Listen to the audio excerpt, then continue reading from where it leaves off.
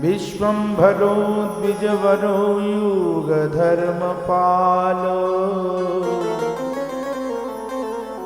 वन्दे जगत्प्रियकरो करुणावतारो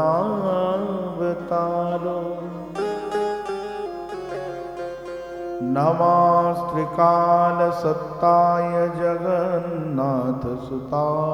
च सपुत्राय सभृताय सकलत्राय ते नमः।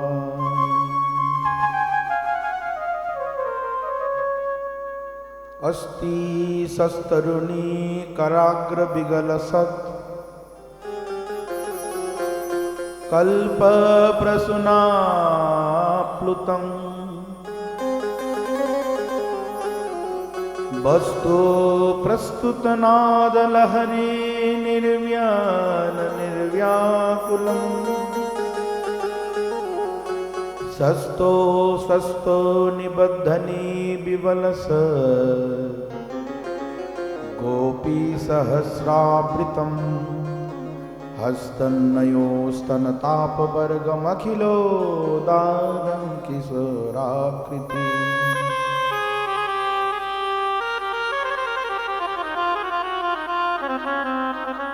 जयतां सुरतो पंगर्मम मन्दरमतेर्गति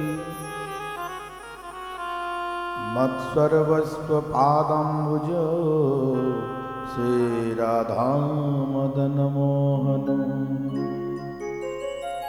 तप्त कांचन गौरांगी राधे वृंदावनेश्वरी वृषभानुसुते देवी त्वं नमामि हरिप्रिये। वृंदावने स्थानं देहि कृष्ण भक्तिं पदाब्जये गोपी भावं देहि देवी तुलसी त्वं नमोस्तुते। नारायणं नमस्कृत्य नरं चैव नरोत्तमं देवीं सरस्वतीं व्यासं ततो जयमुदीरये। यं प्रव्रजन्तमनुपेतमपेतकृत्यं द्वैपायन विरह कातरया जुहाव पुत्रेति तन्मयतया नरवोऽभिनेदु तं सर्वभूतहृदयं मुनिमानतोऽस्मि। जय रूप सनातन भट्ट रघुनाथ श्रीजीव गोपाल भट्ट दास रघुनाथ এই ছয় গোস্বামীর করি চরণ বন্দন যাহা হইতে বিঘ্ন নাশ অভীষ্ট পূরণ। শ্রীমদ্ গৌর প্রিয়ং লোকনাথ পদাব্জ ষটপদ শ্রী রাধা কৃষ্ণ রসন মত্তং বন্দে শ্রীমন নরোত্তমম। वाञ्छाकल्पतरुभ्यश्च कृपा सिन्धुभ्येव च पतितानां पावनेभ्यो वैष्णवेभ्यो नमो नमः। अत्र सर्ग विसर्गादीनवलक्षणलक्षितं श्रीकृष्णाख्यं परं धाम जगद्धाम नमामि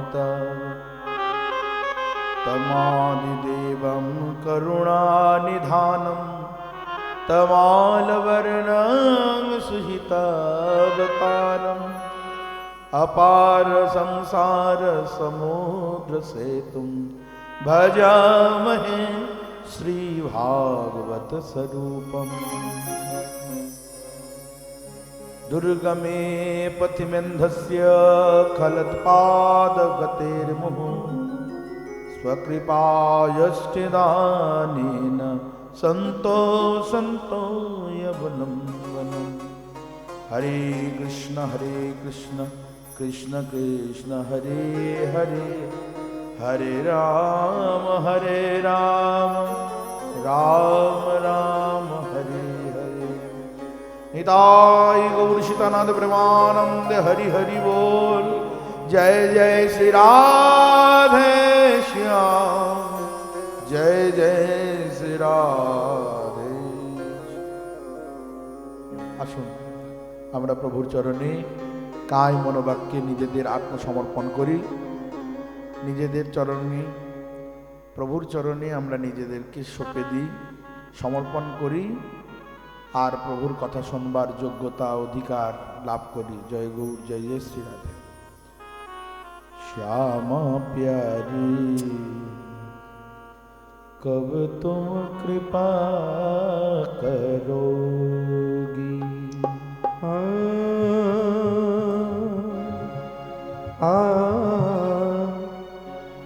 हल्का दीवार सुनिए।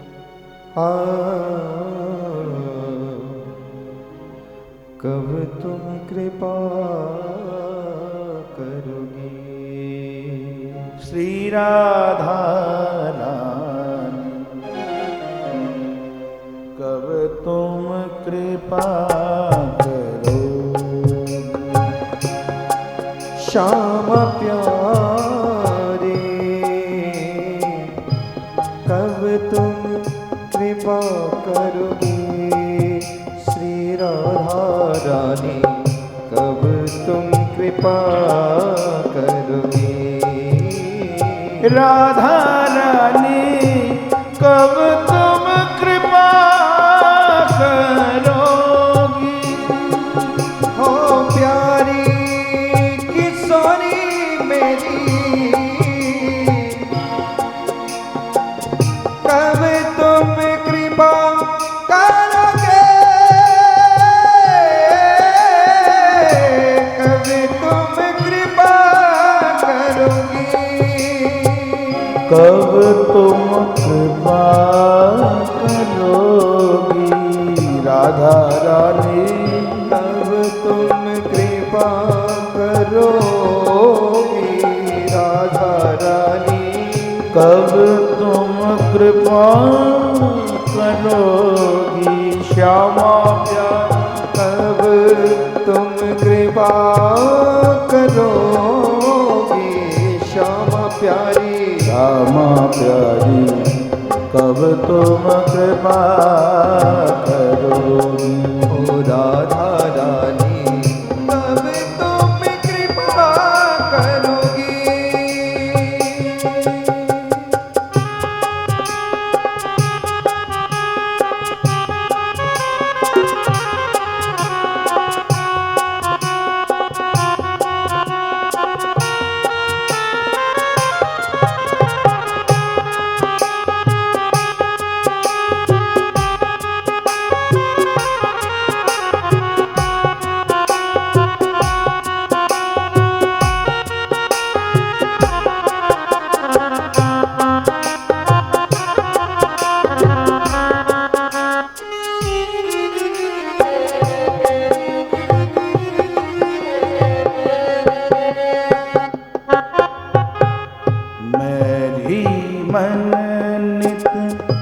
चलत कुमार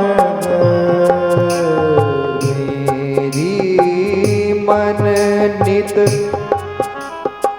चलत कुमार मेरे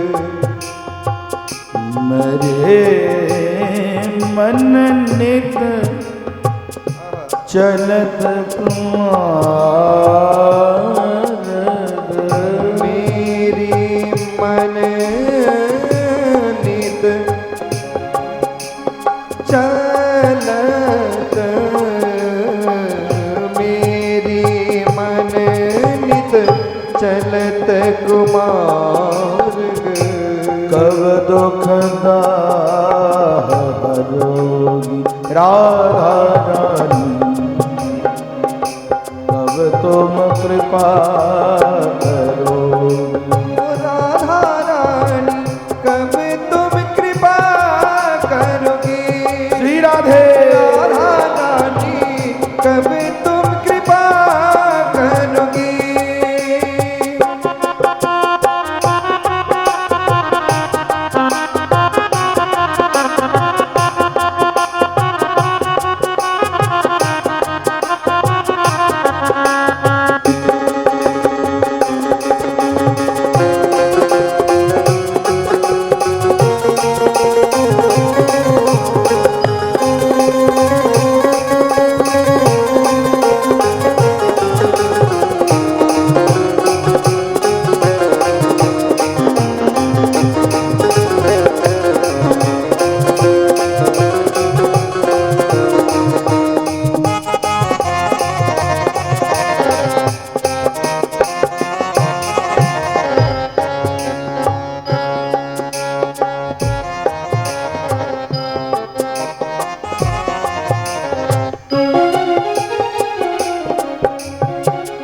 अति दुर्गम भव जाल बंधो अति घोरे दुर्गम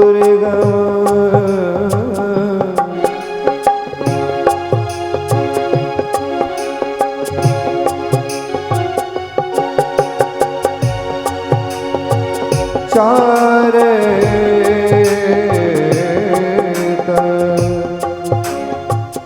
अति दुर्गम भव जाल बंधो में।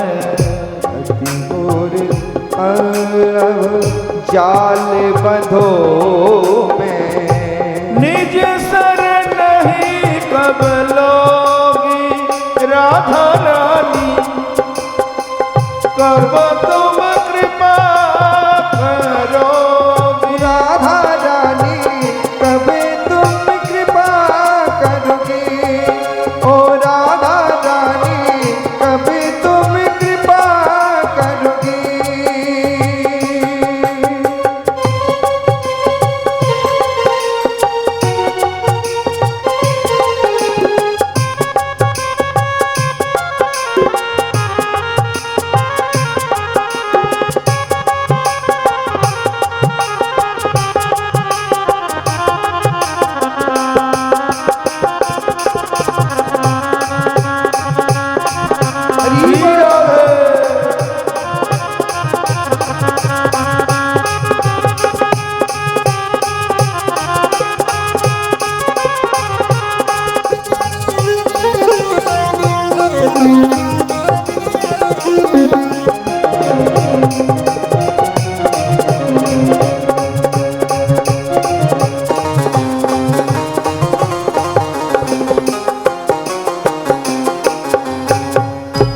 वृंदावन को आस राम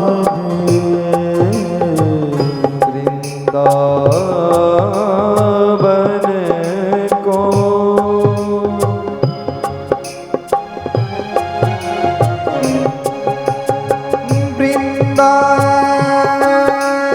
वृंदावन की आस रवरी।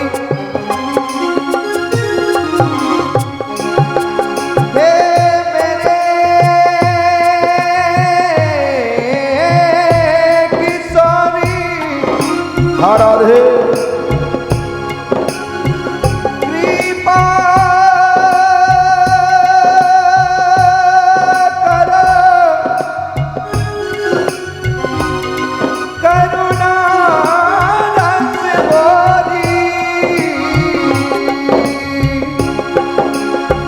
हे मेरी वृंदावन की आसवरी। वृंदावन की आसरवरी। वृंदावन की आसरवरी। दर्शन तब तुम लोग श्यामा प्यारी कब तुम कृपा करोगी राधा रानी कब तुम कृपा करोगे श्यामा प्यारी कब तुम कृपा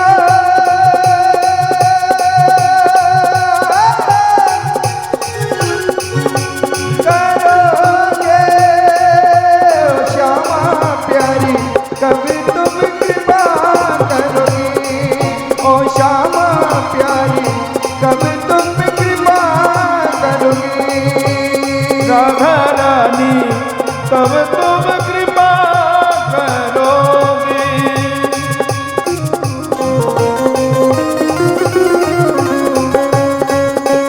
श्यामा प्यारी तब तुम कृपा करोगी श्यामा प्यारी कब तुम कृपा करोगी हरे कृष्ण कृष्ण कृष्ण हरे हरे हरे राम राम राम हरे हरे हरे कृष्णा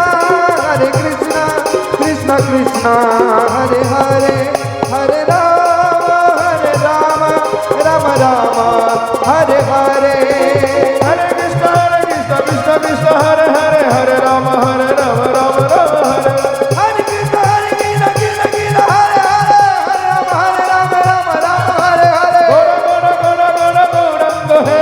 गोरा गोरा गोरा गोरा गौरंग है गोरा गोरा गोरा गोरा गोरंग है गोरा गोरा गोरा गोरा गोरंग है गौरंग है गोरंग है गौरंग है गोरंग है गौरंग है गोरंग है गौरंग है गोरंग है गौरंग है गोरंग है गौरंग है गोरंग है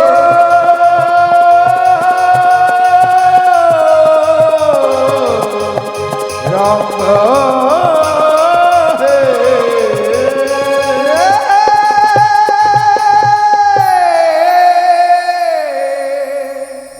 कब तुम कृपा करो बोलो श्री लाडली लाल सरकार की जय श्री राधा रानी की जय बोलिए पुराण सम्राट श्रीमद् भागवत भगवान की जय जय जय श्री राधे श्री श्याम निताई गौर हरि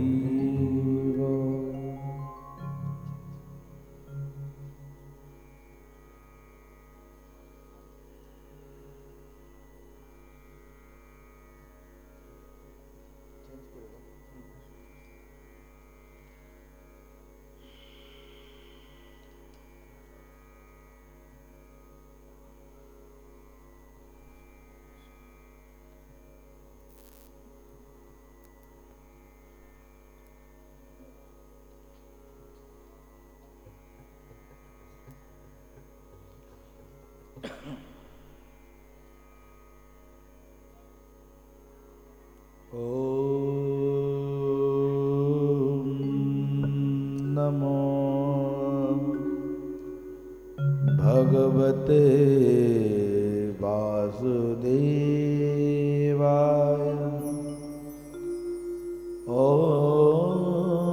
नमो भगवते वासुदेवाय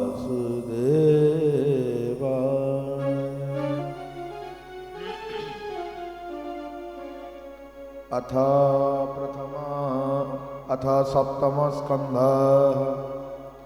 दशमध्याय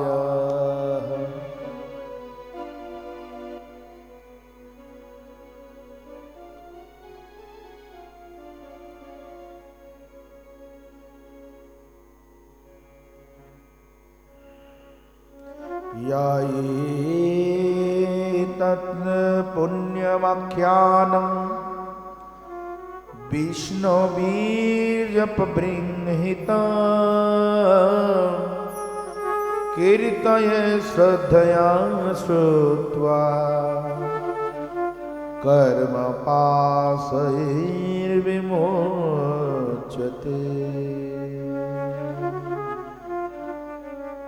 कर्म पाशैर्विमोच्यते।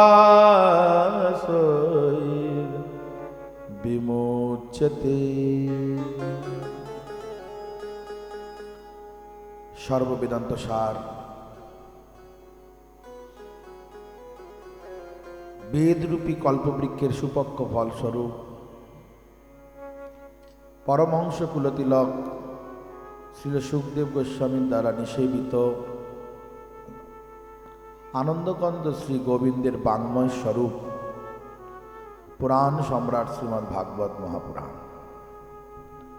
তদীয় কথাসত্রের অদ্য চতুর্থ দিবসে আমরা উপনীত। কলিযুগ পাবন অবতার, সর্ব অবতারের সার অবতার, স্বয়ং অবতারী ভগবান শ্রীকৃষ্ণ চৈতন্য মহাপ্রভুর অসীম অনন্ত অনুকম্পায় এই কথাসত্রের চতুর্থ দিবসে আমরা আজ উপনীত।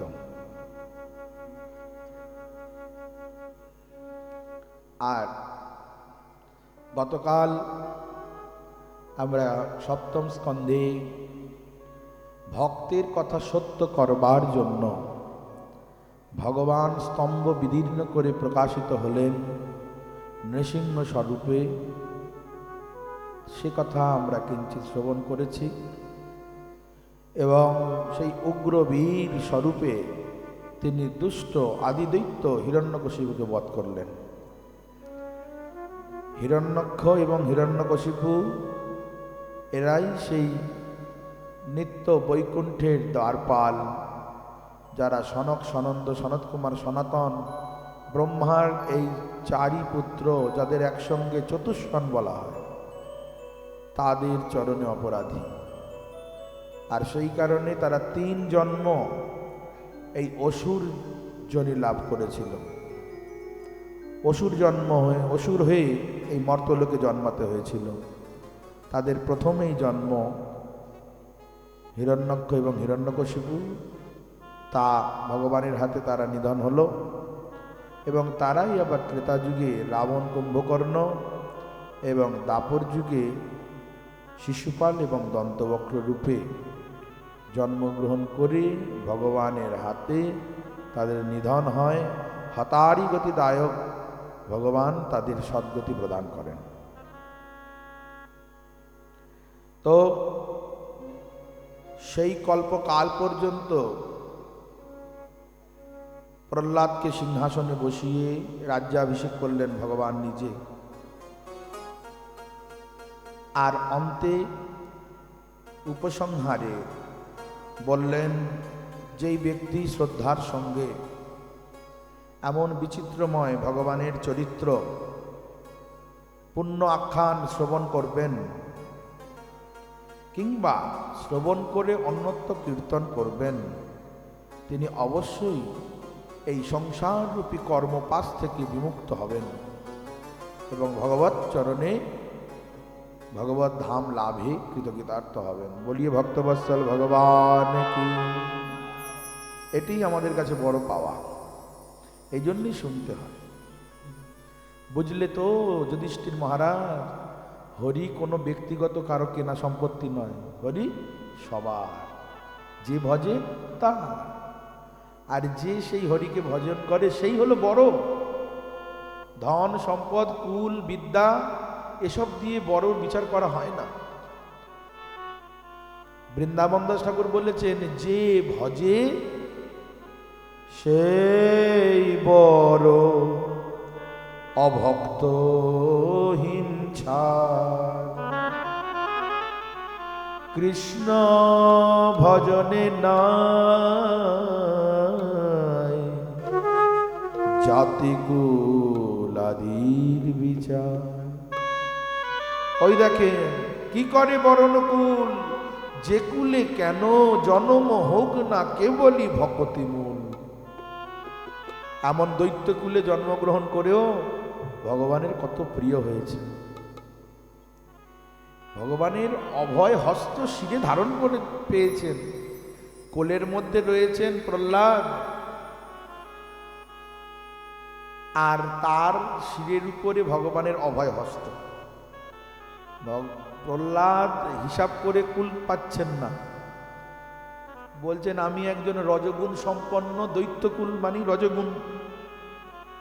রজগুণ সম্পন্ন দৈত্যকুলে জাত একজন শিশু মাত্র। আর কোথায় প্রভু তুমি হচ্ছে শ্রীনিকেতন, তোমারই অভিন্ন শরীর, অভিন্ন তনু, হরি আর হর একাত্মা। কোনোদিন মহাদেবের মাথায় হাত দিয়েছ? দাওনি। সে তোমার পা ধোয়া জল মাথায় নিয়েছে। আর তোমার নাভি কমল থেকে জাত, মানে নিজ পুত্র ব্রহ্মা, সে কোনোদিন তোমার এই অভয় হস্ত তার শিরে লাভ করতে পারেনি।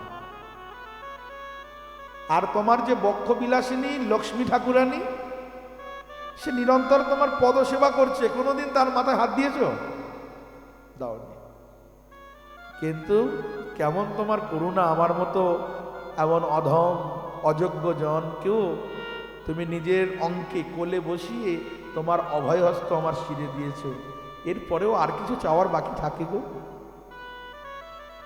অনেক দিয়েছ ঠাকুর, কিন্তু ঠাকুর তো না দিয়ে থাকতে পারছেন না। আমি তো বড়, তো কেমন নতুন রূপে এসেছি দেখো। তাই আমি ইচ্ছা করি তোমাকে সিংহাসনে রাজ্যাভিষেক করে তোমাকে রাজা করে এই কল্পকাল পর্যন্ত, অন্তিম পর্যন্ত এই কল্পের তুমি এই রাজত্ব করো। প্রভুর সুখের জন্য প্রভুর ভক্ত স্বীকার করলেন। এমনই অনন্য ভক্ত দৃষ্টান্ত এই প্রহ্লাদ চরিত্র। নিষ্কাম ভক্ত, ধ্রুব তপস্যা করেছে, ভগবান প্রসন্ন হয়েছেন, দর্শন দিয়েছেন, কিন্তু তার ভক্তির মধ্যে ছিল কামনা, তাই সেটি সকাম ভক্তের দৃষ্টান্ত। কিন্তু প্রহ্লাদ নিষ্কাম ভক্তের দৃষ্টান্ত। ভগবান এতেই বেশি প্রসন্ন হন। ওই জন্য তার কাছে চাওয়া পাওয়ার কি, যদি চাইতে হয় এইটাই চাইতে হবে। প্রেম ধন বিনা মোর দরিদ্র জীবন, দাস করি প্রেম ধন করবি তরম। এইটুকুনি চাই। এই প্রেম বলতেই কৃষ্ণচরণে অহিতুকি বিশুদ্ধা ভক্তি। এমন ভাবে ভগবান সেই ভক্তিতে কেমন প্রসন্ন হয় দেখো। তিনি স্তম্ভ বিদীর্ণ করেও স্বরূপে প্রকাশিত হন, বুঝলে? অতএব ভগবানকে ভজন করতে পারলে, তাকে ভালোবাসতে পারলে, সে যে অবস্থায় যে স্বরূপে যেমন ভাবেই থাকবে না কেন, তার কাছে তিনি ধরা দিতে বাধ্য। ওই দেখো, শুধু দেবতাদের কাছে হয়েই যে তিনি সমস্ত কিছু করেন তা নয়, তিনি নিরপেক্ষ। তার দৃষ্টিতে আছে সু এবং সম। এ জগতে আমাদের মধ্যে ভেদাভেদ আছে দৃষ্টির, আমাদের মধ্যে এই জগতে উঁচু নিচ, নিজের পর এইসব ভাব আছে, কিন্তু ভগবানের দৃষ্টিতে কেমন? বলছেন তত্তেন কম্পাম সুসমীক্ষমানা ভুঞ্জান এবাত্মকৃতম বিপাকম। সু এবং সম, এমনই তার সুদৃষ্টি, কোনোদিন তার দৃষ্টিতে কু নেই। এমনই ভগবান সবার। এইভাবে যুধিষ্ঠির মহারাজকে দেবর্ষিপাল নারদ প্রহ্লাদ চরিত্র বর্ণনা করলেন। এই প্রহ্লাদ চরিত্র মহাপ্রভুর বড় প্রিয়, তাই নবদ্বীপ লীলায় নিরন্তর এই ধ্রুব চরিত্র, প্রহ্লাদ চরিত্র খুব শ্রবণ করতেন। মহাপ্রভুর প্রাণ তো এই ভাগবত। ওই জন্য অন্নপ্রাশনে কি করে, একটা থালার মধ্যে সোনা দেয়, মাটি দেয়, ধান দেয়, গ্রন্থ দেয়, কলম দেয়, সব দিয়ে বাচ্চাকে ধরায় না? এরকম রীতিনীতি আছে, আজও আছে। দেখা যাক ছেলেটা, বাচ্চাটা কোনটা ধরে। যেটা ধরবে জানতে হবে ভবিষ্যতে ওই দিকে ওর গতি হবে। তো মহাপ্রভু ওই অন্নপ্রাশনের দিনে ওই ভাগবত রাখা ছিল সেই পাত্রের মধ্যে। ছোট্ট বাচ্চা ছেলে ধরতে পারে কি, জড়িয়ে ধরার চেষ্টা করছে ভাগবত। সকলে সেদিন থেকে বুঝে গেছেন এ ছেলে সাধারণ নয়, এ ছেলে বড় পণ্ডিত হবে, ভাগবত প্রাণ হবে, সাক্ষাৎ ভগবান। তিনি নিজে সেই শিশুবেলা থেকে এইরকম আচরণ করে শিক্ষা দিচ্ছেন। এমন এই ভাগবত কলিধ্যান্ত দিতাদ্যুক্ত শ্রীকৃষ্ণ পরিবর্তিত, সর্বদা সর্বলৌকিক সর্বদিক সর্বজনৈক দৃক্পদ, সর্বসিদ্ধান্ত রত্নাঢ্য। এমনই এই শ্রীমদ্ ভাগবত। যেই ভাগবত আমাদের গোস্বামীগণের মধ্যে গোপাল ভট্ট রঘুনাথ ভট্ট গোস্বামী, রঘুনাথ ভট্ট গোস্বামীর আরাধ্য ধন, তার সেবিত কোনো বিশেষ কোনো বিগ্রহ ছিল না। যেমন রূপ গোস্বামী পাদের শ্রী গোবিন্দ দেবজি এখন বর্তমানে জয়পুরে, সনাতন গোস্বামী পাদের মদন মোহন করৌলিতে, তেমনি গোপাল ভট্ট গোস্বামীর রাধারমনজি, লোকনাথ গোস্বামীর রাধা বিনোদজি। কিন্তু রঘুনাথ ভট্ট গোস্বামীর প্রাণধন আরাধ্য ধন তা হলো এই ভাগবত। আর তার এমন ভাগবত প্রাণ ছিল যে এক একটি শ্লোক তিনি ছয়টি রাগ রাগিনীর উপরে পাঠ করতেন। কেমন প্রাণের জিনিস বলুন, এ কি ধরতক্তার মার পেরে? সারা জীবনের আস্বাদনের বস্তু। কিন্তু কালক্রমে ধৈর্য কম, আমাদের ধীশক্তি কম, তাই একেবারেই বাদ পড়ে যাওয়ার থেকে কিছু হোক অন্তত এই 7 দিনের সংকল্প। তো যাই হোক, অতঃপর যুধিষ্ঠির মহারাজকে বলছেন যে বর্তমানে দেহধারীগণের মধ্যে আপনারা হলেন ভাগ্যবান, কারণ সেই নৃসিংহ ভগবানই তো অধুনা কৃষ্ণ রূপে প্রকটিত, আর সেই কৃষ্ণের সঙ্গে তো আপনাদের সম্বন্ধ আছে। কৃষ্ণের সঙ্গে আপনাদের সম্বন্ধ, আপনাদের ওই পিস্তুত মামাতো ভাই, আবার সম্বন্ধী ভগ্নিপতি, এইরকম একটা সম্বন্ধ। তারপরে আপনাদের দূত, সচিব, উপদেষ্টা সব, এমনকি সারথিও পর্যন্ত হয়েছেন। তাই আপনারা ভাগ্যবান। এইভাবে যুধিষ্ঠির মহারাজ ভগবানের অলৌকিক কথা বর্ণন করতে করতে শিবের একটি অলৌকিক কথা বললেন। ময় দানব বলে এক দানব ছিল, সে সোনা রূপা লোহা দিয়ে 3টি পুর বিশিষ্ট একটি বিমান তৈরি করেছিল। আর সেই 3 পুর বিশিষ্ট বিমান নিয়ে যত্রতত্র বিচরণ করত। কখনো কখনো সাধু সন্ত সজ্জনের উপরে তার কুপ্রভাব ফেলত। সকলেই মহাদেবের নিকটে সেই প্রার্থনা জানালেন, এমন উৎপাত থেকে আমাদের রক্ষা করুন। তখন মহাদেব ওই ত্রিপুর বিশিষ্ট পুরটাকে, সোনা রূপা লোহা, ওই 3টে পুরকে দহন করে দেয়, ভস্মসাৎ করে দেয়। আর সেদিন থেকে মহাদেবের একটি নাম হয়ে গেল ত্রিপুরারি। পঞ্চমুখে রাম নাম গান ত্রিপুরারি। बोलिए त्रिपुरारी महादेव की जय, त्रिपुरारी शिव शंभु भगवान की जय। এরপর মহারাজ পরীক্ষিতকে সুখদেব গোস্বামীপাদ বলছেন, দেখলেন আপনার দাদুর প্রশ্নের কেমন সমাধান দিয়েছেন। প্রশ্ন করেছিলেন না যে ভগবান সু এবং সম হয়েও কেন এইরকম দেবতাদের হয়ে হয়েই বারবার যেন কাজ করেন, দেবতাদের পক্ষপাত যেন তিনি গ্রহণ করেন। তিনি যে নিরপেক্ষ সেটা বোঝা যায় না। এই প্রহ্লাদ চরিত্রের মাধ্যমে জানিয়ে দিলেন যে তিনি নিরপেক্ষ। অতঃপর যুধিষ্ঠির মহারাজকে দেবশ্রীপাদ নারদ সনাতন ধর্ম সম্বন্ধে কিছু উপদেশ করেছেন। বলছেন, সনাতন ধর্ম আশ্রয় করলে মানবগণ প্রকৃত জ্ঞান ভক্তি সমস্ত লাভ করতে পারে। তাই এই সনাতন ধর্মের 30টি লক্ষণ আছে সবার জন্য, শুধু তিলকমালাধারী হবে যে তাদের জন্য নয়, সকলের জন্য এই বিশেষ লক্ষণ। কি? সনাতন ধর্ম যা অনাদিকাল থেকে যার সূত্রপাত। এই সনাতন ধর্মের লক্ষণগুলি কি কি বলেন? সত্য, দয়া, তপস্যা, শৌচ,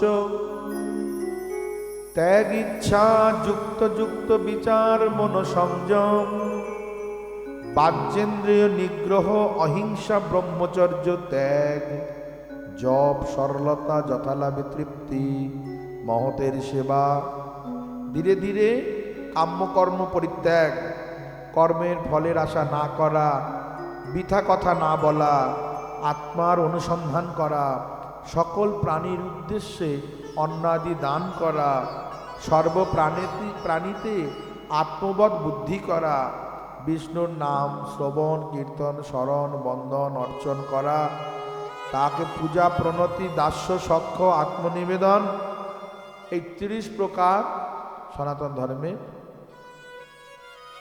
লক্ষণ বা বৈশিষ্ট্য আছে। এছাড়া যারা স্ত্রী জাতি, এই 30টি ছাড়াও অতিরিক্ত আরও কয়েকটি গুণ আছে। সেগুলি কি কি বলছেন? পতির সেবা করা, তার হিত আচরণ করা, সর্বদা পতির নিয়ম মেনে পালন করা, আর পতির পিতামাতাকে সুখ সম্পাদনে তৎপরতা, তাকে সুখ আদি প্রদান করা। এই 4টি গুণ অতিরিক্ত থাকবে পতিব্রতা রমণীর। সুন্দর করে এই গৃহ আদি সুসজ্জিত করে রাখবে পরিপাটির সঙ্গে, নিজেও গৃহ উপকরণ আদি সব পরিষ্কার পরিচ্ছন্ন রাখবে বটে, কিন্তু তিনি লক্ষ্মী পরায়ণা, লক্ষ্মীর ন্যায় নিজেকে ভেবে নিজের পতিকে হরিরূপে সেবা করবেন। ওই জন্য সনাতন ধর্মের স্ত্রীগণের কর্তব্য পতির পদসেবা করা। আচরণ করে শিক্ষা দিচ্ছেন লক্ষ্মী ঠাকুরানী। যদি পতির পদসেবা করে তাহলে কি হয় না, সংসারে শ্রীবৃদ্ধি, ধন আদি শ্রীবৃদ্ধি হয়, সুশৃঙ্খলা বজায় থাকে। তবে পতিও সেই রকম সৎ, ন্যায়পরায়ণ, এই সমস্ত গুণ বিশিষ্ট হতে হবে, এদিকে নজর রাখতে হয়। তবে রাধারানী যেই সতী রমণীর কথা বলেছেন, কবিরাজ গোস্বামী চরিতামৃতে দিয়ে বর্ণনা করেছেন, তাতে বর্ণনা আছে কেমন? কুষ্ঠি বিপ্র রমণী পতিব্রতা শিরোমণি, পতি লাগি কইলা বেশ্যা সেবা, স্তম্ভিল সূর্যের গতি, জিয়াইল মৃতপতি, তুষ্ট কইল মুখ্য তিন দেবা। রাধারানী নিজ মুখে বলছেন, একজন সতী রমণীর কেমন প্রভাব। অনেকেই বলেন আমার পতি তার ভালো নয়, তাই আমি তার সেবা শুশ্রূষা বা তার কথা শুনে চলি না। কিন্তু প্রকৃত সতীত্ব প্রভাবে যে ওই খারাপও ভালো হয়ে যেতে পারে তার প্রমাণ দিচ্ছেন। কেমন? একজন কুষ্ঠ হয়ে গেছে এমন এক ব্রাহ্মণ, যাকে নিয়ে নদীতে স্নান করতে নিয়ে গেছেন। প্রতিদিন তাকে কাঁধে করে নিয়ে স্নান করতে নিয়ে যায়।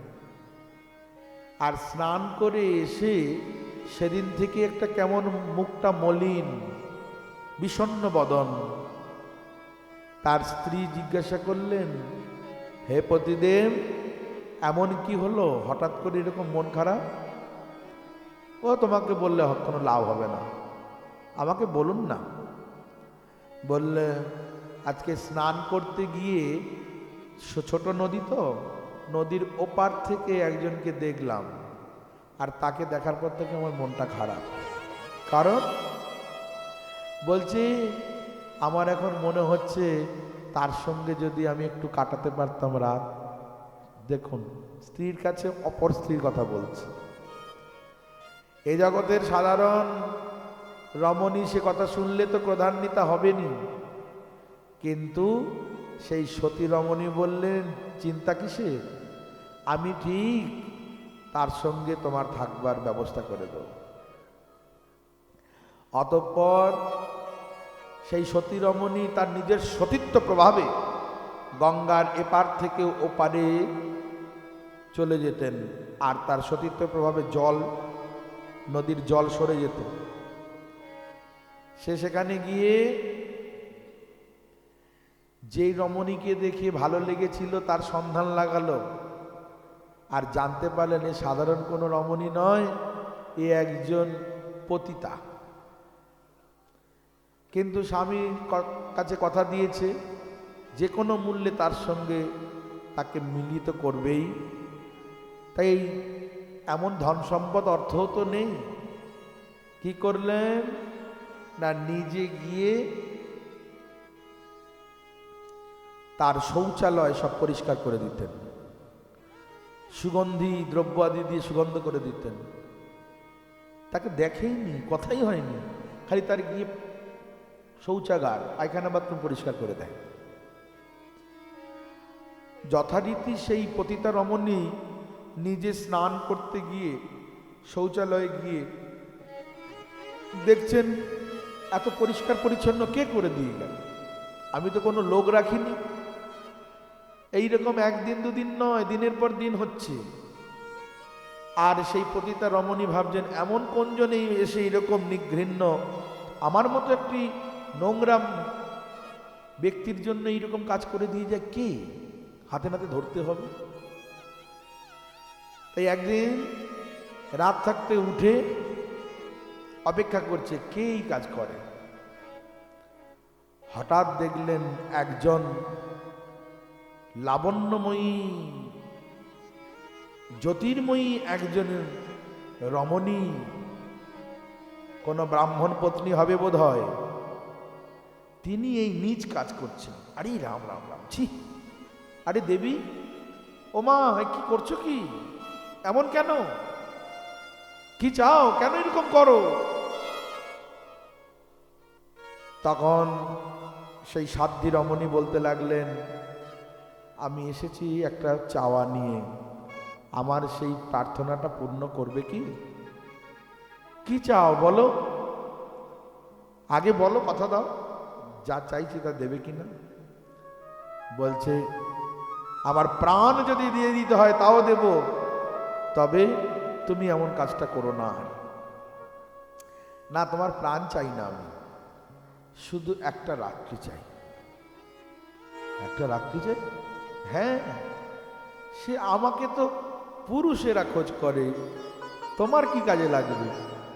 বলেন, আমি পুরুষের জন্যই তো এসেছি, আমার স্বামীর জন্য। হ্যাঁ, কেমন তুমি রমণী যে অপর স্ত্রীর কাছে যেতে তোমার পতিকে পাঠাও? বলছেন, আমার স্বামীর সুখেই আমার সুখ, আমার নিজের যত দুঃখ হয় হোক, তার সুখটাই আমার কাছে বড়। মোরে যদি দিয়া দুঃখ তার হয় মহাসুখ, সেই সুখ মোর সুখ বর্জ্য। তাই আমি কি করলাম, স্বামীর সুখ প্রদানের জন্য তোমাকে মানানো যাবে কি উপায় চিন্তা করে করে শেষে আমি এই শৌচাগার পরিষ্কার করার কাজটাই বেছে নিলাম। এখন বলো, তুমি কথা দিয়েছো, আমি যা চাইবো তাই দেবে, একটা দিন আমার স্বামীর সঙ্গে থাকতে হবে, হবে তো? বলছেন, তুমি যখন বলছো, তোমারই যখন বাধা দেওয়ার ইচ্ছা নেই, তাহলে আমি এবার কেন বাধা দেব? বলে, শোনো, আমরা খুব গরিব, পয়সা দিতে পারবো না। বলে, তুমি যা সেবা করেছো আমি তো ঋণী হয়ে গেছি, আবার পয়সা কি? বলে, দাঁড়াও, কথা এখনো শেষ হয়নি। আমার স্বামীর শুধু পয়সা নেই তা নয়, তার শরীরটাও সুস্থ নয়, গোটা শরীরে কুষ্ঠ। এমন স্বামীকে স্বীকার করতে হবে একটা রাত্রির জন্য। ঠিক আছে, তুমি যদি নিয়ে আসতে পারো, আমিও তার সঙ্গে রাত্রি কাটাতে পারি। সে তো চলতে পারে না, তাহলে আমি নিয়ে এসে দিয়ে দেব। তুমি যদি আনতে পারো আমিও রাত্রে থাকতে পারি। সব কথা ঠিকঠাক করে পরের দিন রাত্রিবেলায়, সেদিন তো এসেছে, স্বামীকে বলছেন চিন্তা করো না, তোমার ব্যবস্থা সব হয়ে গেছে, আনন্দ থাকো। কি করে করলে? বলে হয়ে গেছে ব্যবস্থা, যা করে হোক তোমাকে আমি নিয়ে যাব। স্বামীর মনে আনন্দ হয়েছে। রাত্রিবেলায় পিঠে করে নিয়ে যাচ্ছেন, আর সতীর সতীত্ব প্রভাবে জল সরে যাচ্ছে, কিন্তু সেই জলের মধ্যেই ছিল মান্ডব্য ঋষি। আর কাদের মধ্যে আছে তো স্বামীটা, স্বামীর পাটা লেগে গেছে পাশে যে তপস্যা করছিল তার মাথায়। আর ত্রিকালজ্ঞ ঋষি, সেই ঋষি জানতে পেরে গেছে, ভূত বর্তমান ভবিষ্যৎ তিনি জানেন। তিনি দেখলেন আরে রাম রাম রাম, ছি, এমন একজন সাধ্য রমণীকে স্ত্রী রূপে পেয়েও একটা কুলোটা দুষ্টা এমন রমণীতে আকৃষ্ট, নিজের স্ত্রীর স্কন্ধে চড়ে সে যাচ্ছে আবার তার সঙ্গে রাত কাটানোর জন্য। ছি, এইরকম পাপিষ্ঠ, যেই পাপের ফল ভোগ করছে, সারা শরীরে কুষ্ঠ, তারপরেও যখন ভোগ করবার এত প্রবৃত্তি, এর বেঁচে থাকার থেকে মরে যাওয়াই ভালো। অভিশাপ দিলাম, সূর্য উদয়ের সঙ্গে সঙ্গে মৃত্যু হবে। কিন্তু সতী রমণী শুনবেন কেন, মানবেন কেন? সে তো স্বইচ্ছাই করছে। সে বলছে আমি যদি সত্যি সত্যি সতী হই, সূর্যই উদিত হবে না। সূর্য পড়ে গেছে এখন বিপদে, স্বামী ঋষির কথা রাখবে না সতীর কথা রাখবে? তাই দেবতাদের যখনই কোনো সমস্যা হয় প্রথমে ব্রহ্মার কাছে নালিশ।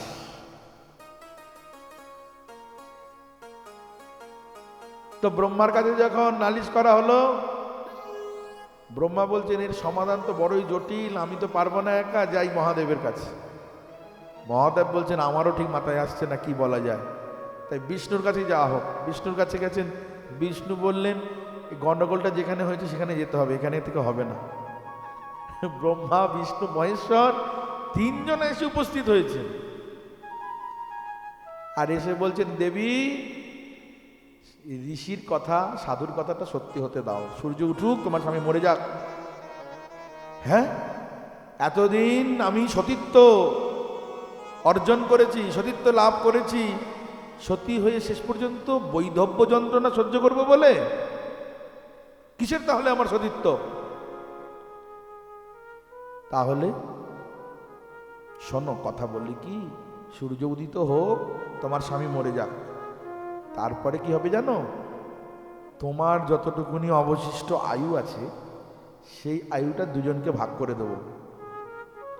মনে করো এখনো 20 বছর বাঁচবে তুমি, ওকেও 10 বছর দিয়ে দিলাম, তোমাকেও 10 বছর দিয়ে দিলাম, তাহলে একই দিনে মরবে। আর তারপরে আরেকটা বিশেষ কথা, ওর শরীরে কুষ্ঠ আছে, কুষ্ঠ আর থাকবে না, সুস্থ হয়ে যাবে, আর মনের মধ্যে আরো কুষ্ঠ ঢুকেছে, এটাও পরিষ্কার হয়ে যাবে। ঘটনা তাই হলো। স্তম্ভিল সূর্যের গতি, জিয়াইল মৃতপতি, তুষ্ট কইল মুখ্য তিন দেবা।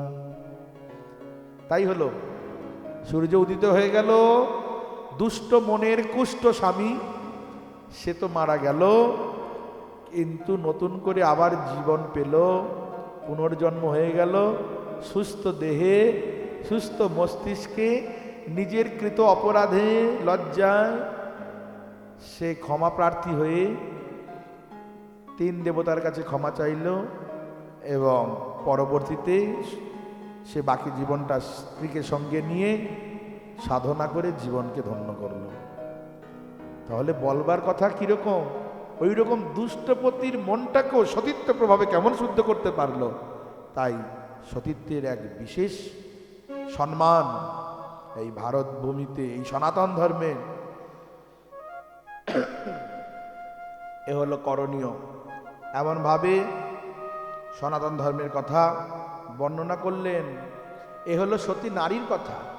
পুরুষদের সম্বন্ধে কিছু সচেতন কথা বলছেন, কারণ আমরা প্রথম দিনই শুনেছি এই ভাগবত শুধুমাত্র ভক্তির কথাই বলবে তা নয়, ব্যবহারিক কথাও বলবে। সমাজে যা যা দরকার আমাদের বেঁচে থাকতে সব কিছু বর্ণনা হয়েছে ভাগবতে। এই জন্য সকলের জন্য সার্বজনীন এই ভাগবত। তবে যার যেই দিকটা বেশি বিশেষ প্রয়োজন সে সেই দিকটা আস্বাদন করেন। যারা একেবারে ডুবে গেছেন রসের মধ্যে তারা কি আর এই ব্যবহারিক কথাগুলি বিশেষ আলোচনা করেন? তারা তো ওই যে যেমন মহাপ্রভু নীলাচলে যখন আছেন দিন রাত এই রাস পঞ্চাধ্যায় শ্রবণ করছেন, একেবারে রসের সেই চরম পর্যায়।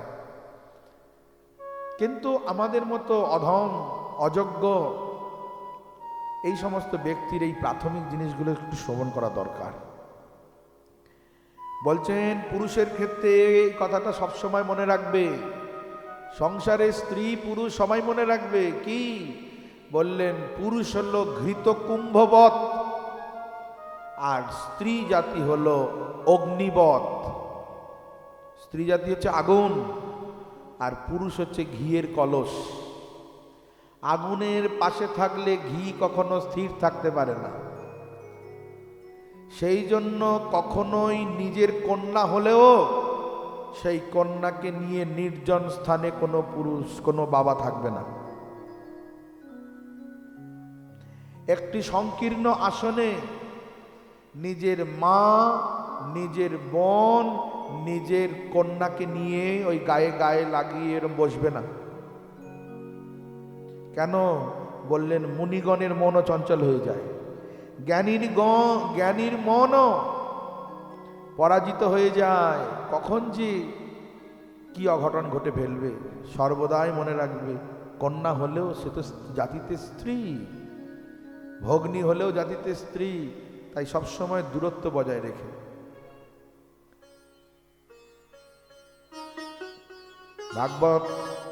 ভাগবত এরকম ভাবে আমাদের সাবধান করছেন, নগ্নি প্রমদা নাম ঘৃত কুম্ভ সমঃপুমান সুতামপি রহোজ্য দন্নদা যাবদর্থকৃত। তাই মনে রাখবে নিজের বয়স্কা কন্যাকেও ত্যাগ করবে নির্জন স্থানে। আর কি করবে? বলে এই সংসারে সব থেকে বড় বিচিত্র বস্তুই হচ্ছে আসক্তি। স্ত্রী, পুত্র, কলত্র আদিতে যে আসক্তি, এই আসক্তির কারণেই তো বারবার জন্ম মৃত্যু চক্রে গতাগতি। তাই আসক্তিকে দূর করবার জন্য নিত্য সদ্গুরুর চরণে আশ্রিত হয়ে হরি ভজনে যুক্ত হবে। যারা পরিমাণের থেকে অধিক ধন সংগ্রহ করে নিশ্চিত তারা চোরই বটে। যতটুকুনি প্রয়োজন সেই রকমই সংগ্রহ করতে হয়, তাতে দোষ হয় না। শোনো, অত সংকল্প করো না, এরপরে এটা চাই ওর পরে ওটা চাই, এত সংকল্প করো না। সংকল্প শূন্যতার দ্বারা কামকে জয় করো, কাম বর্জনের দ্বারা ক্রোধকে জয় করো। অর্থই অনর্থের মূল, এই চিন্তনের দ্বারা লোভকে জয় করো। তত্ত্ব জ্ঞানের দ্বারা ভয়কে জয় করো। বিচারের দ্বারা, আত্মা অনাত্মার বিচারের দ্বারা শোক ও মোহকে জয় করতে হয়। সাত্ত্বিক জনের সেবার দ্বারা দম্ভকে জয় করা যায়। আর প্রাণায়ামের দ্বারা আধ্যাত্মিক দুঃখ, সমাধির দ্বারা আদি দৈবিক দুঃখ, দয়ার দ্বারা আদি ভৌতিক দুঃখকে জয় করা যায়। সাত্ত্বিক আহারের দ্বারা নিদ্রাকে জয় করা যায়। আর এত সব মনে থাকবে না কার দ্বারা কি জয় করা যায়। একটা কথা মনে রাখো, যেন সদ্গুরুদেবের চরণে ঠিকভাবে ভক্তি লাভ করতে পারি। গুরু ভক্তির দ্বারা সমস্তকে অনায়াসে জয় করা যায়।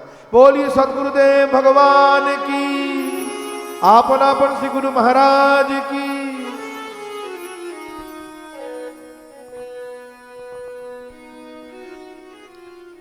এমন ভাবে সুখদেব গোস্বামী পাদ বর্ণন করছেন মহারাজ পরীক্ষিতের নিকটে। অতঃপর গৃহীদের কি করণীয় বর্ণনা করলেন। তারপর কি করে এই সংসারী লোক এই সংসার চক্র থেকে নিস্তার লাভ করতে পারেন সে কথাও জানালেন। আর সে কথার মূল প্রয়োজনীয় কথাটাই হলো এই গুরুচরণে আশ্রিত হওয়া। আশ্রয় লইয়া ভজে তারে কৃষ্ণ নাহি ত্যাজে, আর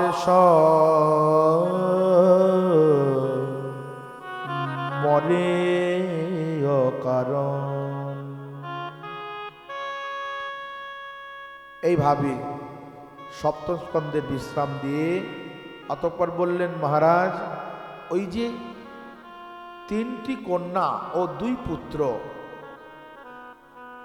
প্রিয়ব্রত, উত্তানপাদ এবং আকুতি, দেবহূতি, প্রসূতি, এদের যে কথা বললাম এরা সব স্বয়ম্ভবু মনুর পুত্র, এদেরই বংশবতাংশের কথা বর্ণনা হয়েছে। কিন্তু এই স্বয়ম্ভবু মনুর পরেও আরো 13টা মনু আছে। এক একটা মনুকে, মনুর কালকে মন্বন্তর বলা হয়। মোট 14টা মন্বন্তর ব্রহ্মার এক দিবস ভিতর। 14 মন্বন্তরে একটা দিন, আবার 14 মন্বন্তরে এক রাত। মোট 28 মন্বন্তরে ব্রহ্মার একটা বার। মানে যেমন আমাদের আজকে কি বার? আজকে কি বার? শুক্রবার না বৃহস্পতিবার? শুক্রবার। তো এই শুক্রবার মানে 12 ঘন্টা দিন, 12 ঘন্টা রাত।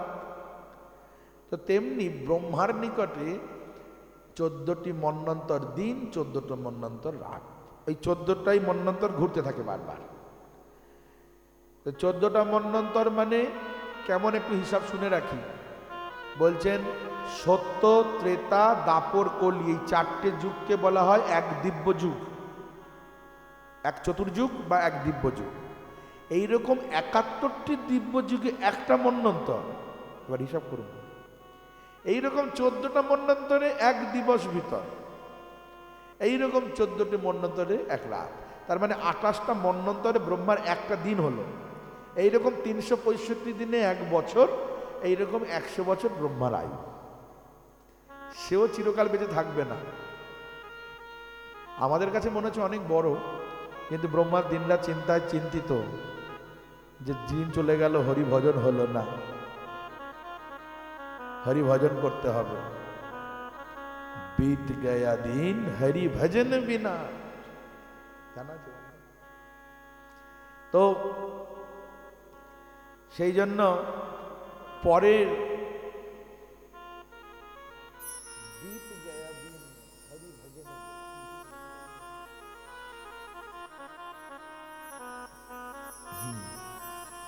তো এই প্রথম মন্বন্তরের নাম হলো স্বয়ম্ভবু মনুর কাল মন্বন্তর।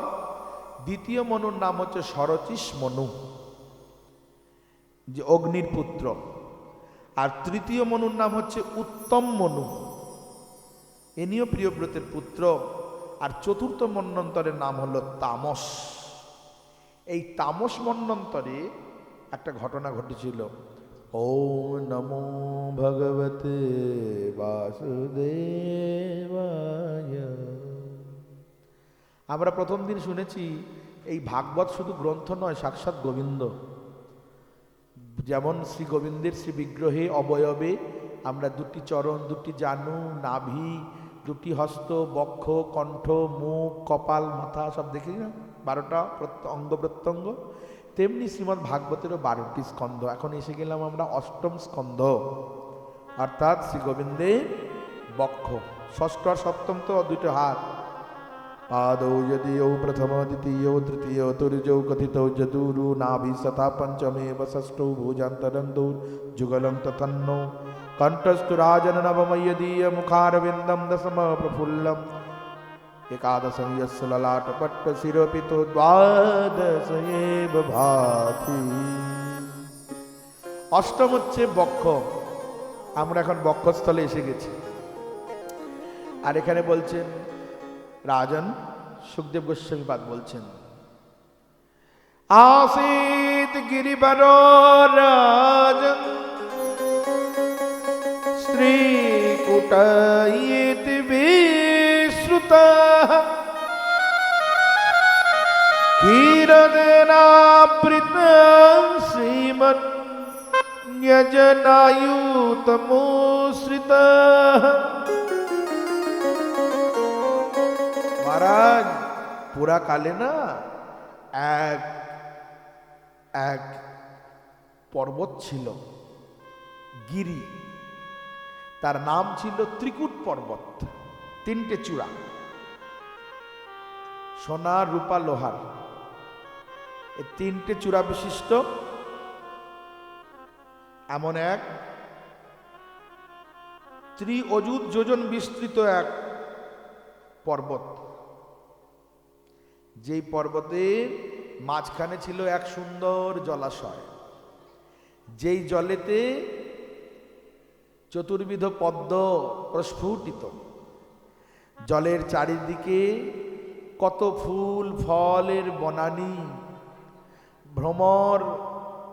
ভ্রমরের সেই গুনগুন রব এবং বৃক্ষরাজিতে পক্ষীকুলের কলরব।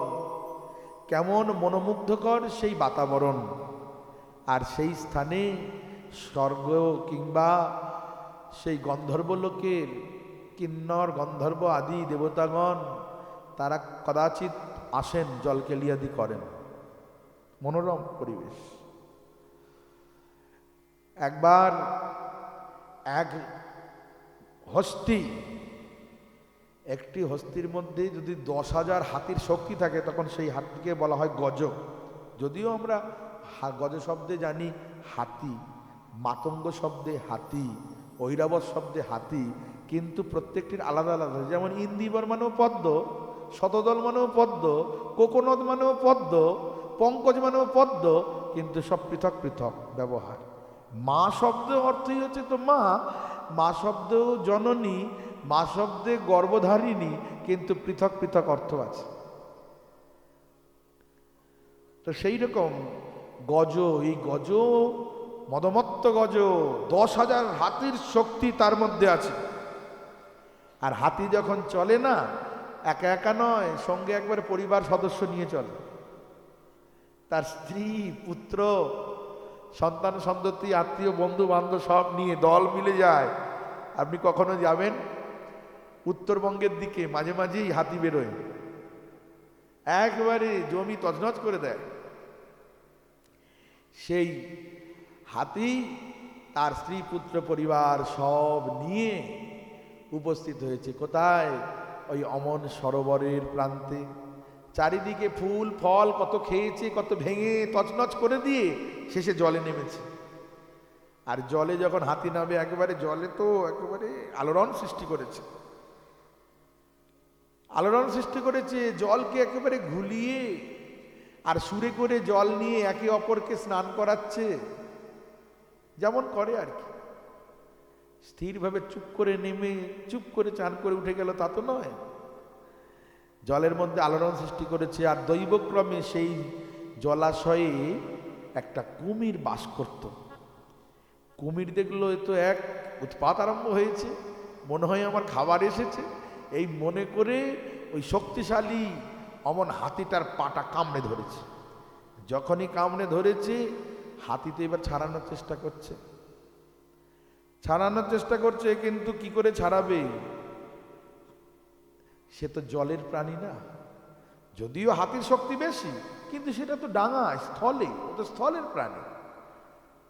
তাই জন্য কথায় বলে জলে থেকে কুমিরের সঙ্গে লড়াই করতে নেই। তো ওই রকম ভাবে যখন টানাটানি চলছে, তখন অন্যান্য তার যে আত্মীয় পরিজন সব ছিল, তারা সব টানার চেষ্টা করছে। লেজ ধরে সুর দিয়ে লেজের সঙ্গে জড়িয়ে টানছে একে অপরকে, চেন সিস্টেম। কিন্তু সে আরো জলের দিকে চলেই যায়, আর সে চিৎকার করতে থাকে, মানে বাঁচাও বাঁচাও। বাঁচানো আর যায় কোথায়, সে তো চলেই যাচ্ছে। বহু চেষ্টা করে যখন দেখলো পারল না, তখন সব হাতি আস্তে আস্তে চলে গেল। এইরকম সবই আস্তে আস্তে চলে যাবে আমাদেরও। ভাই বলো বন্ধু বলো কেউ তো কারো নয়, দুই একদিনের দেখাশোনা পথের পরিচয়, কেউ আর থাকবে না। কর্তব্য বুদ্ধিতে হয়তো হাসপাতালে নিয়ে গেল, কতক্ষণ বসে থাকবে গো? পারলে আইসিইউ রুমেতে রয়েছে, বসে বসে বসে বসে চলে গেছে। আর তারপরে যদি কোমায় চলে যায়, কথাই নেই, দিন গুনছে আর কতদিন বাঁচবে, নিজেও মরছে আমাদেরও মারছে। এই হলো সংসারের নিয়ম। আর যখন মৃত্যু হয়েই গেল, তখন অন্তিম প্রতীক্ষালয় নিয়ে যায় শ্মশানে। জন্মাতে গেলেও লাইন, সারা জীবন বেঁচে থাকতে কত যে লাইন দিতে হয়েছে, রেশন কার্ডের লাইন, আধার কার্ডের লাইন, জলের লাইন, গ্যাসের লাইন। লাইন তো আর লাইনের শেষ হয়নি, আবার শেষে পুড়ে যাব তখনও লাইন। হ্যাঁ, আমাদের নবদ্বীপে লেখা আছে অন্তিম প্রতীক্ষালয়, শ্মশানে লেখা আছে। মানে অনেক লাইন লাগিয়েছে, এটা লাস্ট লাগিয়ে নাও, আর দিতে হবে না। আবার দিতে হবেই, এবার বাড়ির লোকরা দেবে, বলে ব্রাহ্মণের কাছে যখন দেবে সেও তখনও লাইন। এখন কতগুলো শ্রাদ্ধ আছে। তো যাই হোক, ওই রকম ভাবে সেই মৃতদেহটা পড়ে আছে। আর অনুভবী জন বলছেন সারা জীবন কত কি করলে, এখন এই গতি। মৃতদেহটা যেন মনে হয় কত নিশ্চিন্তে ঘুমোচ্ছে। আহা, এইরকম ঘুম ঘুমাবে বলেই বলতে সারা জীবন এত পরিশ্রম করেছে। তাই বলছে, কে ভাই তুমি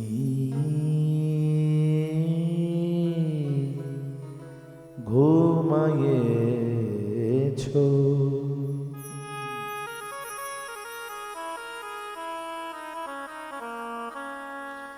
গৃহ অভিলাষ ত্যাগ করি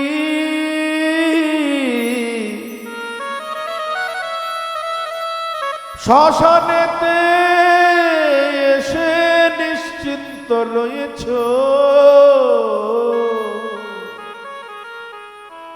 কে ভাই তুমি ঘুমায়েছো।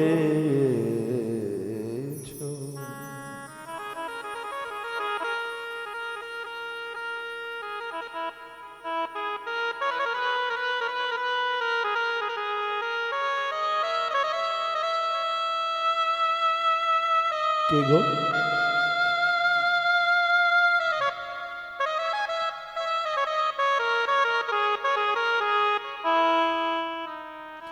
সংসার সাজাইতে বাকি কিছু রাখো নাই, তার তো এখন সঙ্গে কিছুই আনো নাই। ঘরে সব আছে, এখন একটা কিছু তো আনোনি, সব খুলে নিয়েছে। কেবল কলসি কুচি মাথা মুন্ড ছাই, তার জন্য রে ভাইয়া জন্ম খেটেছ। কে ভাই তুমি ঘুমায়েছ। নিত্য মাংসহারি শ্রীগালে কুকুরে, যদি লাবারিস লাশ পড়ে থাকে কি হবে? শিয়াল কুকুর তারা ধরে তোমায় টানাটানি করে। আগে তো একটা মশার কামড় সহ্য হতো না, এখন শিয়াল কুকুর টেনে খাচ্ছে, কোনো প্রতিবাদ করছো না কেন? বলে ধার আছে তো শোধ করে দিচ্ছি। আগে এনেছি আর কড়াইতে নেড়ে নেড়ে ঢুকিয়েছি তো, ঋণ শোধ হচ্ছে। বুঝি পূর্ব ঋণ তাদের শোধ করিবার তরে, অকাতরে নিজেরে বিলায়ে দিতেছ। কে ভাই তুমি ঘুমায়েছ। সুকোমল শয্যায় কামিনীর শনে, কাটাইতে কাল আনন্দিত মনে। এখন অঙ্গার ভরা কদর্য শ্মশানে, চিতাদাহের কাষ্ঠ শীতানে দিয়েছ। কে ভাই তুমি ঘুমাইছ। শ্মশানের একটা রীতি আছে, মৃতদেহকে যখন দাহ করা হবে তার আগে পুরনো চিতার, আগে যারা পুড়িয়ে গেছে সেই চিতার একটা কাঠ নিতে হয়, আর সেই কাঠটা মাথায় দিয়ে যখন ঘুম হচ্ছে, আগে তো নরম বালিশ ছাড়া ঘুম হবে না, পাশ বালিশ ছাড়া ঘুম হবে না, নরম গদি ছাড়া ঘুম হবে না। এখন খুব তো দিব্যি ঘুমাচ্ছে বলে মনে হচ্ছে। কই একটা মুহূর্ত স্ত্রী, পুত্র, নাতি এদের না দেখলে তোমার ঘুম তো দূরের কথা, একটু খেতে না পর্যন্ত। আজ কই তারা সব কোথায় গেল? ও বোঝ হয় তাদের সঙ্গে ঝগড়া হয়েছে, আরি আরি তার জন্য নাকি আজ একা একা। পুত্র পরিবার তিল আধ ছেড়ে থাকিতে না কভু নয়নে রইয়ারে, তবে কেন রে আজ শ্মশানেতে পড়ে, তাদের সঙ্গে কি ভাই অভিমান করেছ? কে ভাই তুমি ঘুমিয়েছ। অনিমেষ নেত্রে কার পানেছে, স্বপ্ন শূন্য নিদ্রায় আছো ঘুমাই। তোমার ঘুম ভাঙানোর চিহ্ন পাইনে খুঁজে, কাল ঘুমের ভাই ঘুমাইয়েছ। এ ঘুম আর ভাঙবে না, কাল ঘুম। এই স্বপ্ন শূন্য ঘুম যদি বেঁচে থাকতেই হতো তো ভালো হতো।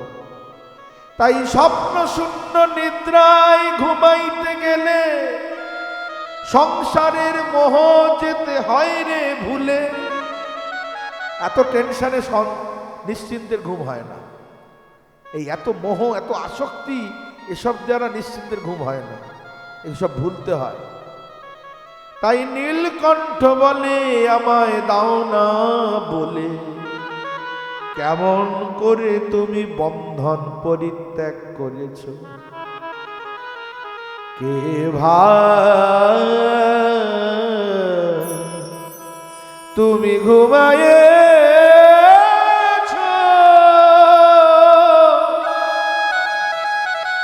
কে ভাই তুমি ঘুমিয়েছ। এইরকম বেঁচে থাকতে থাকতে, বেঁচে থাকতে থাকতেই যেন সবার মধ্যে কারোর সঙ্গে শত্রুতা নয়, কিন্তু নির্লিপ্ততা অর্জন করতে হবে। আর এইভাবে আসক্তি শূন্য হয়ে যদি থাকতে পারি, তাহলে হাসতে হাসতে চলে যেতে পারব। না হলে মরণকালে সেই সব চিন্তাগুলি এসে উপস্থিত হবে, আর সেগুলি তো গণ্ডগোল, অসৎ বল গণ্ডগোল। এই গণ্ডগোল থেকে বাঁচতে হবে। আজ ওই হাতির কি দশা, সে বুঝলো ভাই বন্ধু স্ত্রী পুত্র কেউ থাকলো না, বিপদের মুখে ফেলে দিয়ে চলে গেল। কেউ থাকলো না, সত্যি কেউ থাকবে না। জন্মের যন্ত্রণা নিজেকেই ভোগ করতে হবে, মৃত্যুর যন্ত্রণা নিজেকেই ভোগ করতে হবে। আর বেঁচে থাকলে মান অপমান, তারপরে আধ্যাত্মিক আদি দৈবিক আদি ভৌতিক যত রকমের জ্বালা যন্ত্রণা বলো না কেন, একা একাই ভোগ করতে হবে। কেউ ভোগ করে নেবে না, কেউ ভাগ নেবে না। যতই বলুক আমার আমার, আমি তোমার, আমি তোমার, নিজেকেই ভোগ করতে হবে। শুধু এইটুকুনি বলবে, আহা গো ও খুব ব্যথা হচ্ছে না, এইটুকুনি বলবে। আর আমরাও এমন বোকা, ওইটুকুনি কথা শুনবার জন্য কর্ণপাত করে থাকি। একটু আমার জন্য সমবেতই হলো না, ওই দেখো কেমন সমবাতি হয়েছে, ও আমাকে নিশ্চয়ই তাহলে ভালোবাসে, আমার কষ্টেতে আহা উহু করছে যে। কিন্তু এতে আমার কি এসে গেল? কিছুই আসে না। যাই হোক, এমন গজেন্দ্র সে আজ বিপদে পড়ে প্রাণ সংকট কালে 1000 বছর ধরে নিজের শক্তি দিয়ে যুদ্ধ করছে কুমিরের সঙ্গে, কিন্তু কুমির তো কামড়ে ধরে আছে, রক্তটা তার শরীরে যাচ্ছে, তাই সে শক্তিশালী। আর হাতিরা তো খাওয়া দাওয়া কিছু নেই, সে তো আরো দুর্বল হয়ে পড়ছে, কতক্ষণ আর লড়াই করতে পারে। শেষ পর্যন্ত হাতিটা বুঝে নিয়েছে এবার আমার মরণের কাল এসে গেছে, আর বাঁচতে পারবো না। পূর্বজন্মের সংস্কার থাকার ফলে সেই হাতি অন্তিম সময়ে ভগবানের স্মরণ এসে উপস্থিত হলো। হাতি প্রণাম করে বলছে, ওং নমো ভগবতে তস্मै যত এতচ্চিদাত্মকম পুরুষায় দিব্যায় পরশায় ধীমহি। এখানে কোনো স্বরূপের নাম নিয়ে নয়, বলছেন যিনি জগতের মূল কারণ এবং যিনি সকলের নিকটে বিরাজমান, অন্তর্যামী রূপে অবস্থান করেন, যিনি সমস্ত জগতের প্রভু, যার জন্য এই সংসারে সচেতন রয়েছে জীবকুল, এমন ভগবানকে আমি বারবার প্রণাম করি। এখন ব্রহ্মা বলছেন এখানে তো আমার নাম বলেনি, আমি নই। শিব বলছেন এখানে আমাকেও তো উল্লেখ করেনি, আমি নই। ভগবান বলছেন বিষ্ণু, যখন কেউ নয় তখন সেটা আমিই হব, কারণ আমার অনেক নাম, আমার কোনো নামই নেই। তাই বিষ্ণু গরুড়ে আরূঢ় হয়ে তিনি ভক্ত বৎসল আর্ত, তিনি হলেন আর্ত বন্ধু। ভগবান কি করলেন? অতি সত্বর ভক্তকে রক্ষা করবার জন্য ছুটে যাচ্ছেন, ধেয়ে যাচ্ছেন, গরুড় তাড়াতাড়ি চলো, আমার ভক্ত বিপদে পড়েছে। আর যখন দেখছেন যে ভগবান আসছেন গরুড়ে আরূঢ় অবস্থায়, তখন নাম নিয়ে বলছেন। কি বলছেন? যে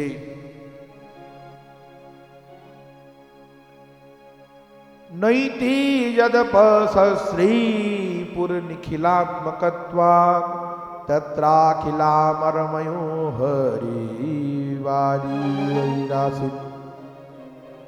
सोऽन्तो सौरसूरबलेन गृहीतो आर्तो दृष्ट्वा गुरुतमति हरिं उपात्त चक्रम उत्क्षिप्य सम्भुजकरं गिरिमः कृच्छन् नारायण अखिल गुरु भगवन् नमस्ते।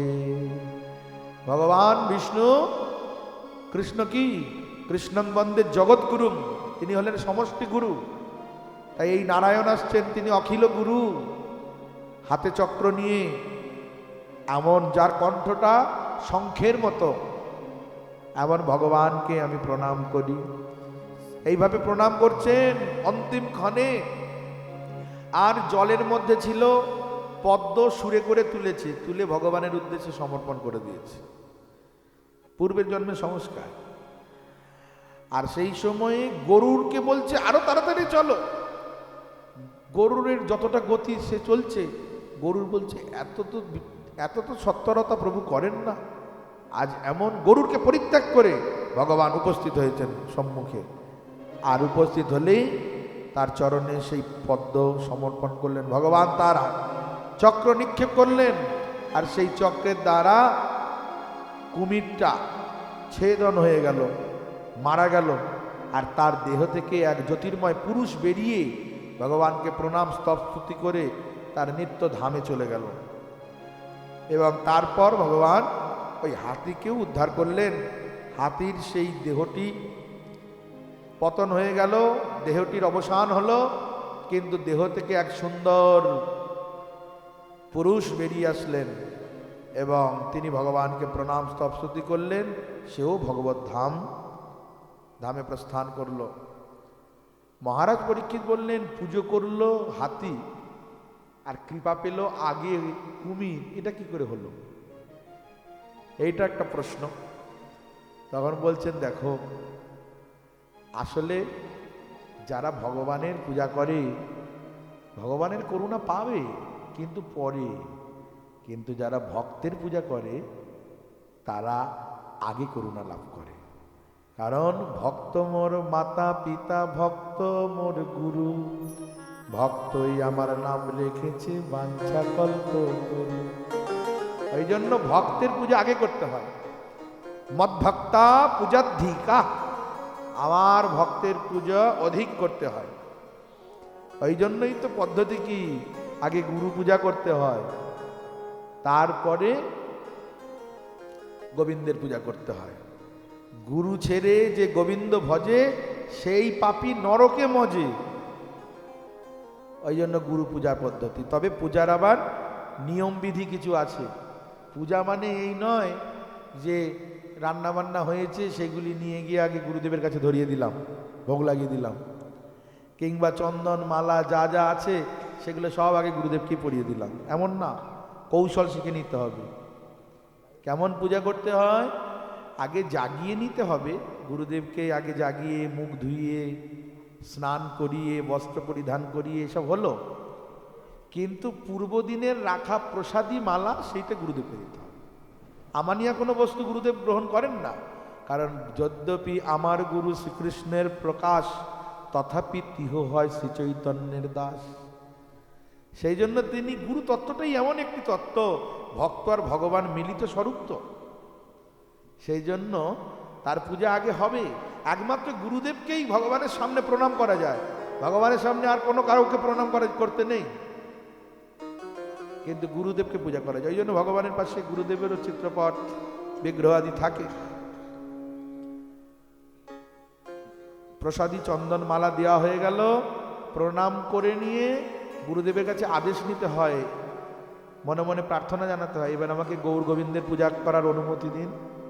আর তিনিও সেই আশীর্বাদ সুলভ দৃষ্টিতে আমার দিকে ঈক্ষণ করবেন, অভয় হস্ত দিয়ে আশীর্বাদ করবেন, আর তারপরে গুরু কৃপা বলে আমি গৌর গোবিন্দের সেবা করব। এবার গৌর গোবিন্দের আরাধনা পূজা অর্চন সব হয়ে গেল।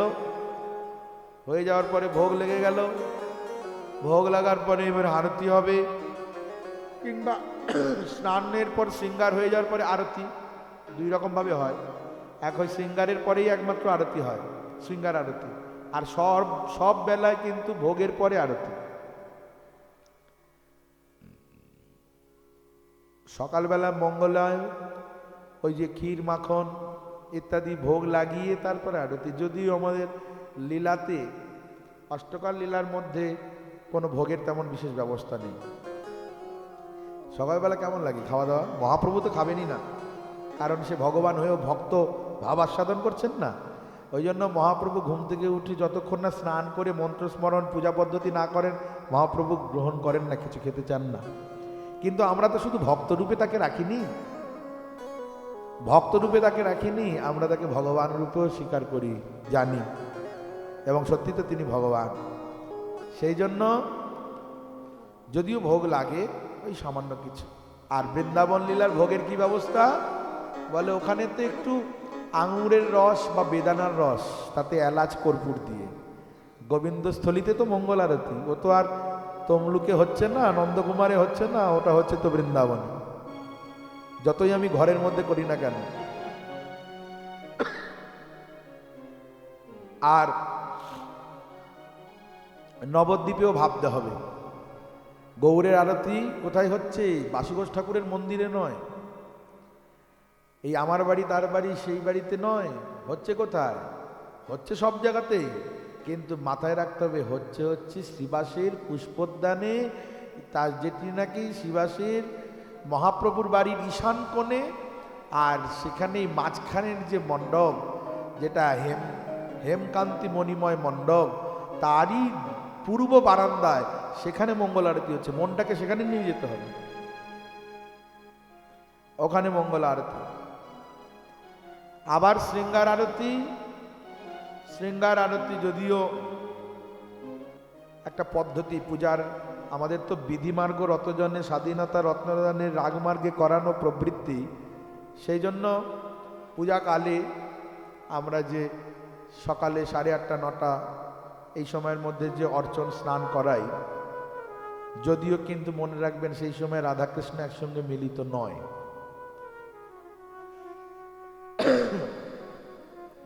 মহাপ্রভু নিত্যানন্দ প্রভু, অদ্বৈত প্রভু, 3 প্রভু গঙ্গায় গিয়ে স্নান করেন গদাধর শ্রীবাস সহ, কিন্তু রাধাকৃষ্ণ তো এক জায়গায় নয়। তখন রাধারানী এখন আছেন কোথায়? আর কটা দিন মাত্র থাকবেন, সরস্বতী পুজোর দিন থেকে চলে যাবেন, বর্ষানায় চলে যাবে, এখনো জাবটে আছে। এই যে জাবটে আছেন রাধারানী আর কৃষ্ণ আছে নন্দালয়ে, দুইজন আর দুই জায়গাতে স্নান হচ্ছে, কিন্তু আমরা তো স্নান পাত্রে একসঙ্গে রাধাকৃষ্ণকে স্নান করাচ্ছি। এসব পদ্ধতি আছে, কিন্তু যখন আপনি মধ্যাহ্ন লীলা স্নানের চিন্তনে যাবেন তখন রাধাকৃষ্ণ একসঙ্গে স্নান করছে। কোথায়? বলে রাধাকুণ্ডে। তীরে হলি খেলা খেলি, জলে জল খেলি, কৃষ্ণ কণ্ঠ ধরি রাই করেন বিহার, তীরে থাকি সখী গণ বলে ভালে ভাই। আমরা শুনবো সেই সময় শেষের দিনে। তো এমন সেই মধ্যাহ্ন সময় একসঙ্গে স্নান। যাই হোক, এই সকালে যে স্নান করানো হয়, স্নানের পরে একটা আরতি আছে, এর নাম শৃঙ্গার আরতি। স্নান হয়ে যাওয়ার পরে বেশভূষা হবে, তারপরে আরতি। এই সময় ভোগের অপেক্ষা নয়। তারপরে আবার মধ্যাহ্নে ভোগের পরে আবার আরতি, আবার রাত্রে নক্তলীলায় শয়ন আরতি, তার আগে সন্ধ্যায় আরতি। এই সময় যে আরতি, অপরাহ্ন সায়ন্ন লীলায়, অর্থাৎ সূর্য ডুবে গেল সন্ধ্যে 6টা থেকে রাত্রির 8:30টার মধ্যে, এই সময় এক আরতি, এর নাম সন্ধ্যা আরতি। সন্ধ্যা আরতিতে কি গান গাইছেন?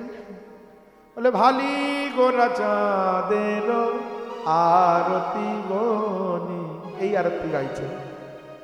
আর কৃষ্ণের আরতি গাইছেন হরত সকল সন্তাপ জনমক মিটত তালক জমকাল কি, আরতি কিয়ে জয় জয় মদন গোপাল কি।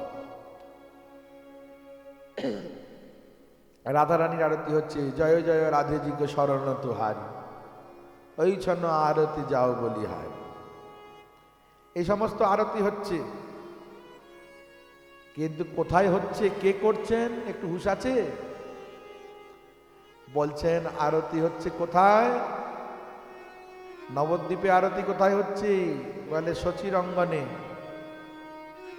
গদাধর পণ্ডিত আরতি করছেন, মহাপ্রভু আরতি দর্শন করছেন, আর ওই প্রসাদী আরতি 3 প্রভুকে দেখাচ্ছে নাভির থেকে। আর বৃন্দাবনে আরতি কোথায় হচ্ছে?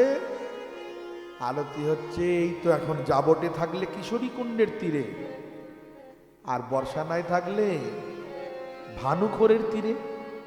ওইখানে মনটা নিয়ে যেতে হবে। খালি নম নম বোঝে রাধাকৃষ্ণ সেবা পাবো এই অভিলাষী বললে হবে না, একটু খোঁজ খবর করতে হবে কোথায় কি ব্যাপার। এমন পদ্ধতি।